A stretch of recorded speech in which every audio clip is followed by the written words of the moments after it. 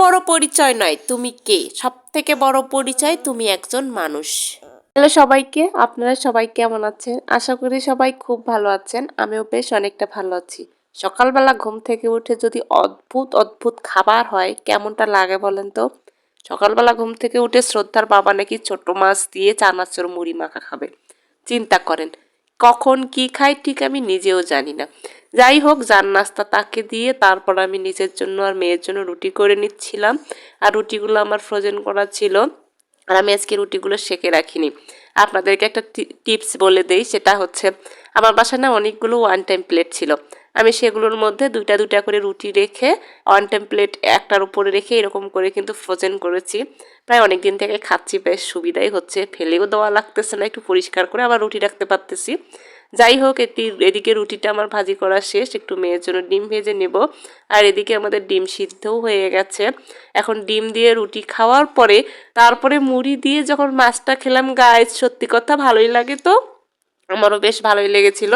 তারপরে এই যে মেয়ের জন্য একটা ডিম আর আমার জন্য একটা ডিম, মূলত মেয়ে পুরো ডিমটা খাবে না, অর্ধেকটা শ্রদ্ধার বাবা খাবে। আর শ্রদ্ধার বাবা একটু রুটি খেয়ে নিল। এগুলো হচ্ছে আমাদের সকালবেলার নাস্তা। তারপরেই তো আমার বিখ্যাত সেই ওষুধগুলো না খেলে একদমই চলবে না, কারণ এগুলো আমার জীবন হয়ে গেছে বর্তমানে, এগুলোর ওপরেই বেঁচে আছি। যাই হোক, একটু পালং শাক দিয়ে বেগুন দিয়ে একটু সবজি করব। এভাবে এই সবজিটা খেতে আমার খুব ভালো লাগে।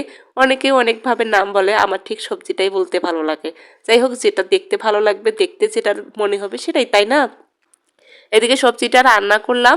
সবজিটাতে আমি একটু কাঁচামরিচ, পেঁয়াজ, রসুন, এই যে বেগুনটা ভেজে নেওয়ার পর সবজিগুলো দিয়ে দিলাম, লবণ হলুদ দিয়ে নামানোর আগে একটু চিনি দিয়ে নামাই নেব।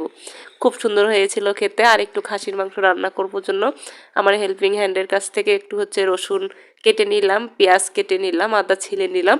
আর এদিকে আদা রসুন জিরা একটু বেটে নিয়ে তারপরে হচ্ছে এদিকে শ্রদ্ধার বাবা নাকি ডিম ভাজি খাবে। চিন্তা করেন, হঠাৎ হঠাৎ করে একটা করে খাবারের যদি একটা করে আগ্রহ হয়, কি করব আর কি করব না ঠিক সেটাই ভেবে পাচ্ছি না। এদিকে দিদিটা কাপড় ধুয়ে ঘর মুছে নিচ্ছে, আর এদিকে আমি ডিম ভেজে দিচ্ছি ওকে। ডিম ভাজাটা খাওয়ার পরে আমি মাংসটা রান্না করে নেব, কারণ আসলে অনেকটাই দেরি হয়ে গেছে, আর অসুস্থ শরীর নিয়ে না এত কিছু করতে ইচ্ছা করে না। যাই হোক, তারপরে যে হাতে মেখে মাংসটা রান্না করব, যেহেতু সব কিছু দিয়ে মেখে নিচ্ছি। আর এভাবে কিন্তু মাংস রান্না করলে কিন্তু খেতে খারাপ লাগে না, আর আমার কাছে ভালোই লাগে। আর একটা কথা না বললে নয়, আমি বাসায় যাই রান্না করি না কেন, শ্রদ্ধার বাবার কাছে ঠিক সেটাই ভালো লাগে। যাই হোক, সব কিছু একটু নিজের মতো করে গুছিয়ে রান্না করতে আমার সব থেকে বেশি ভালো লাগে। উনি আমাকে সব কিছু পরিষ্কার করে দিয়ে চলে যাবে, তাই ভাবলাম যে একটু তাড়াতাড়ি করে রান্না করি। উনি যেহেতু একা মানুষ, ওনাকে একটু ভাত তরকারি দিলে বাসায় খেতে পাবে। একটু তাড়াহুড়া করেই রান্না করতেছিলাম। আসলে একটা কথা না বললেই নয়, মানুষ আসলে কেমন, কোথা থেকে এসেছে, সে কি করে সেটা বড় পরিচয় না। সব থেকে বড় পরিচয় হচ্ছে সে একটা মানুষ, সে আমাদের মতোই একটা মানুষ। তারও একটা হচ্ছে মন আছে, জীবন আছে, আত্মা আছে।